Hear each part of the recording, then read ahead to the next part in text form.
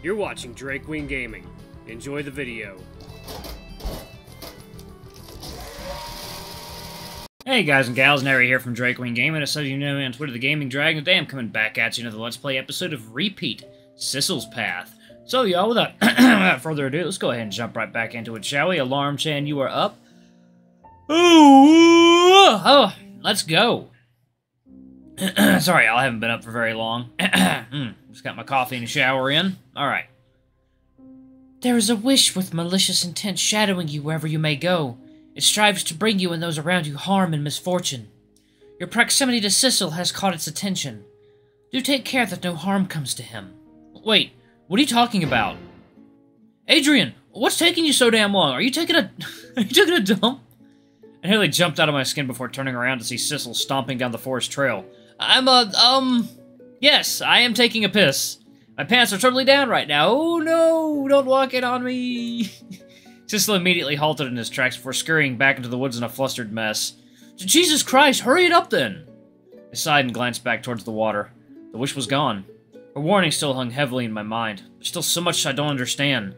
With a sigh, I shook my head tiredly and made my way back to Sissel. Huh. Are you done? Are your pants back on? Yeah, I'm back. It only took you like 20 years. Come on, Adrian. We gotta hurry up and get to Boss's Cafe before too many customers show up. I don't want to cause him more trouble than necessary. Alrighty, let's go. With that, Sissel and I made our way out of the forest and towards Herschel's Cafe. I didn't know what I was expecting, but getting my ribs and lungs crushed was pretty low on the list. The moment Herschel saw us through the cafe's glass doors, the man lunged over the counter and tackled Sissel and I into a pulverizing hug. Sis! Adrian! It's good to see you back safe and sound.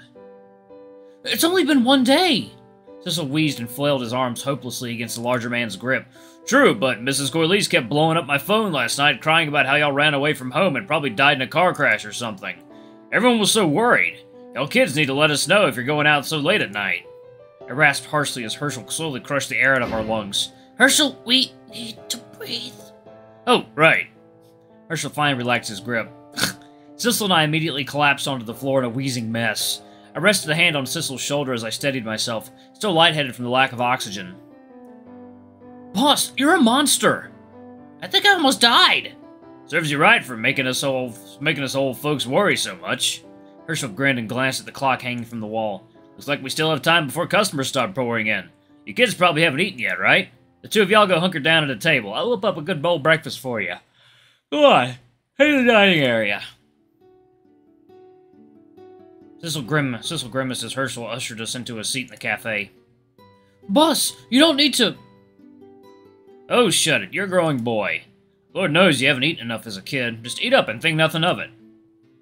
If you say so. Herschel quickly disappeared behind the kitchen doors, and we were left alone on the table with only the faint sound of a sizzling stove. Sissel heaved a sigh and smacked his head against the kitchen table. You okay there? I'm just feeling spectacularly shitty and not much else. Am I supposed to just eat this man's food and immediately go, by the way, can you give me a place to live like the freeloading loser I am? I bet you anything that Herschel would say yes, even if he asked with those exact words. That's the damn problem. Why does everyone keep babying me like this? Herschel's not my parent. He doesn't need to feed me or clothe me or anything. It's just, it sucks. The cafe was rather quiet today. There were no other customers besides the two of us. I glanced towards the kitchen doors, where Herschel could be heard humming cheerfully as he fried up what smelled like bacon. Maybe he's just an overly nice guy. You can pay him back once you're rich and famous or something. Sissel scoffed bitterly.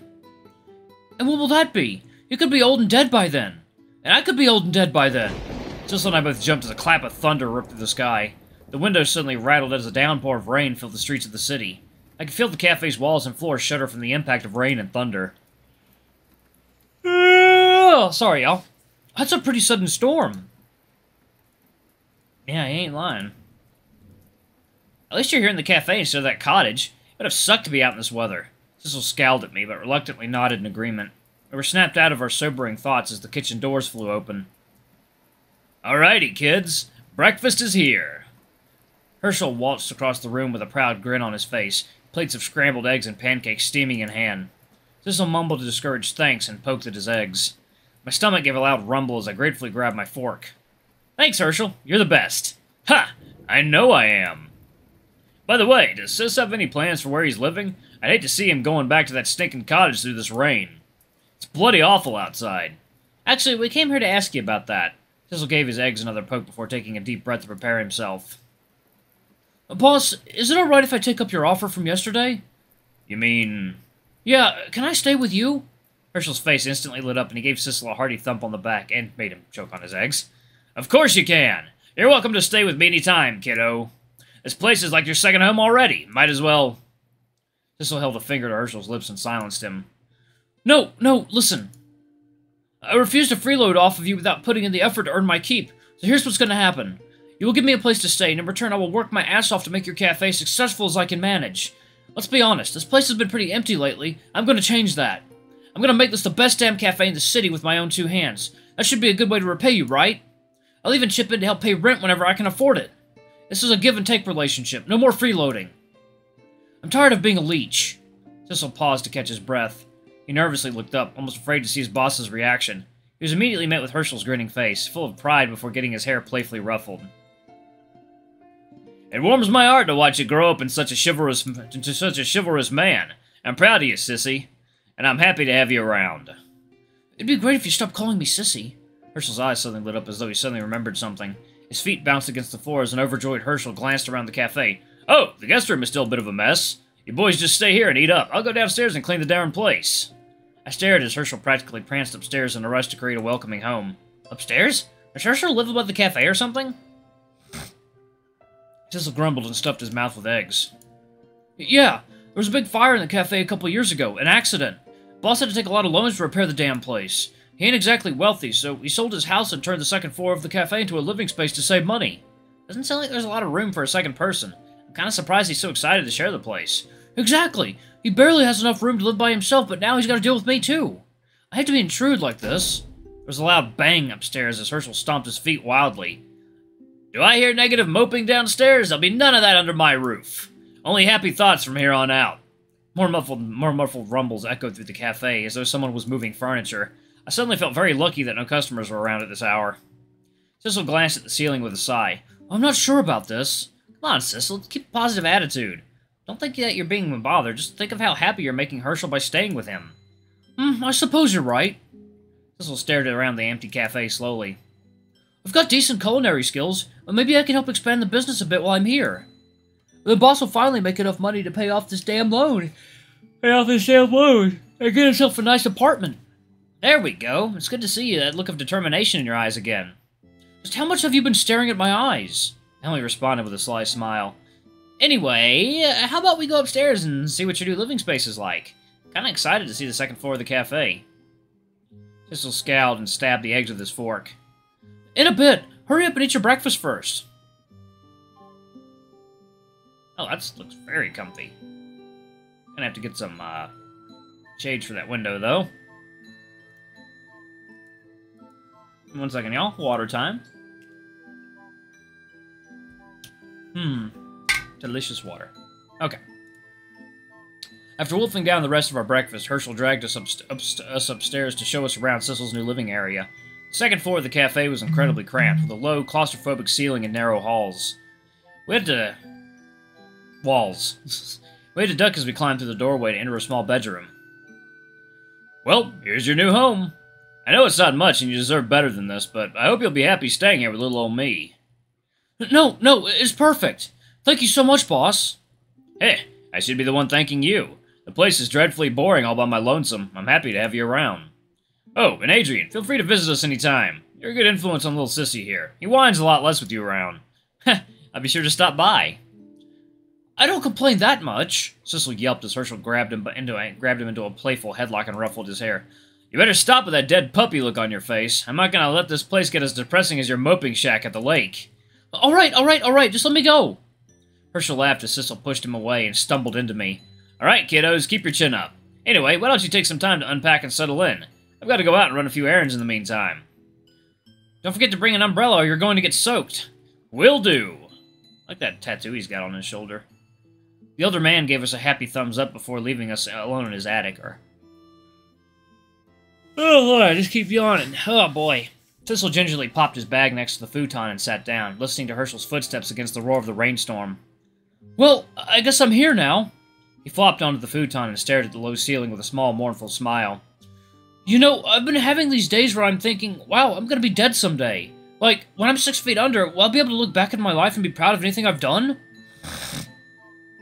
All I have on my accomplished list is a mooch off of people around me like a black hole of pity. What the hell am I actually going to do with my life?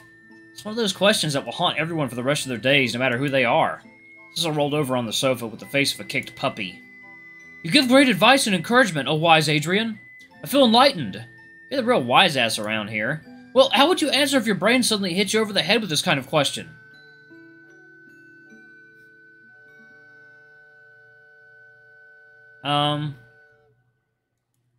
Dude, nobody has any idea what they're doing with their life. You just gotta power through it. You might be clueless and stumbling the entire time, but at least you're still making your way through it. When you've made it to the end and die at age 80, you can flip everyone off and say, bitch, I earned my way here. That's a unique perspective, Sissel murmured under his breath before grabbing his ragged backpack and unpacking the few possessions he has. I stared inquisitively at the handful of ripped clothes, a toothbrush, and a small red blanket. That's all you have? Pretty much. It's not like I have the money to go shopping often. Sissel busied himself with stuffing his belongings into a nearby drawer. He occasionally glanced up at me, as if self-conscious. What? Nothing. Just, wish I had something better to wear when we were, dancing last night. Pfft, that's what you're thinking about? Hey, it was my first time dancing with someone for real. I just wish I gave a better impression and look than the usual ripped and dirty tank top. Ha! I never knew you were such a romantic. Why are you laughing? It's nothing. I just think it's great. You better not be making fun of me. What's wrong with being a little romantic? Nothing at all. There was a stupid grin on my face as I plopped down on the futon next to Sissel. He kept on his scowling face turning the opposite direction, clearly red as a tomato. I scooted close and nudged him in the ribs. So, I was wondering, what would your ideal date be like? Sissel shot up onto his feet as though someone shocked him. Where the hell did that come from? Well, we were talking about your romantic taste, so that got me a bit curious. You don't have to tell me if you don't want to. No, it's fine, I guess. I just thought Teach told you something. Jenny? What do you mean? Oh, God. Gah! I guess it doesn't matter now. We made a bet. A bet? Yeah, before the contest, I was having some anxiety issues. Sissel buried his beet-red face into his hands, his ears drooping in embarrassment. So Teach, Jenny, was being all encouraging and whatnot, and she said that if I won the contest, she'd help me ask you out on a date. My chest grew bubbly with glee as the grin on my face widened. That is adorable. 1 second now. Water. Okay. Hey, are you making fun of me? I'd never. This was unexpectedly sweet of you. When should I expect to be swept off my feet? Never. I think I lost most of my dignity these past 5 minutes.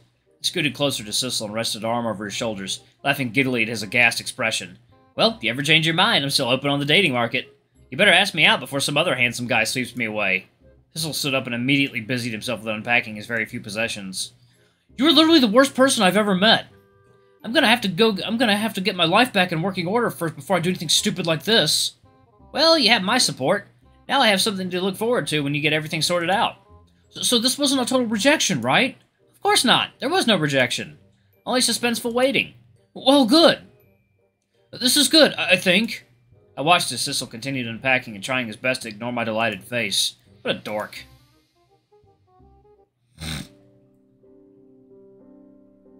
We spent the next half hour exploring the mall. Cramped rooms of Herschel's living... The mall. We spent the next half hour exploring the small, cramped rooms of Herschel's living space while the rain continued pouring outside. The place was like a maze. The hallways were incredibly narrow, with doorways hanging so low that we had to duck to avoid smacking our heads. Secret closets and side rooms seemed to pop out of nowhere at every corner. There was also a small bathroom with a shower that looked as though Herschel built and installed it himself. Sissel smiled at the mismatched tiles and crooked faucet. You know, despite being pretty much a refurbished attic, this place is surprisingly cozy. Especially when Boss was the one who built it. You think you'll enjoy living here? You know what? Yeah, I think I will. But I'd rather be the one helping Boss than the other way around. That man's been too good to me. I need to find a way to pay him back somehow. I curiously peeked into a nearby closet. Oof! An avalanche of dusty junk immediately clattered onto the hallway floor. Sissel and I winced at the assortment of garbage at our feet. It looked as though Herschel just haphazardly threw everything into the closet and closed it before stuff tumbled out. Maybe you can start by helping the guy clean this place up? This stuff looks ancient. I wrinkled my nose and poked at the junk in morbid fascination. There were chunks of what looked like decade-old bread that immediately crumbled into dust. Among the mess were some rusty trinkets, souvenirs, photos, and a small mount of different hats. I'm starting to think that Boss is a hoarding problem. Man, that's a lot of hats. Ginny might be right about Herschel and his alleged bald spot. What's that? Out of the corner of my eye, I spotted a glint of gold underneath the very bottom of the closet. Sissel frowned. There was a hint of recognition in his eyes. He tiptoed over the mound of dusty junk and carefully dug out the garbage to reveal a large golden cup. Is that? It's a trophy from the culinary arts competition. It almost looked identical to the one Mrs. Corley showed off to us in her office. Sissel gaped wide-eyed at the aged trophy, gently sliding a hand down the scratched surface of the metal.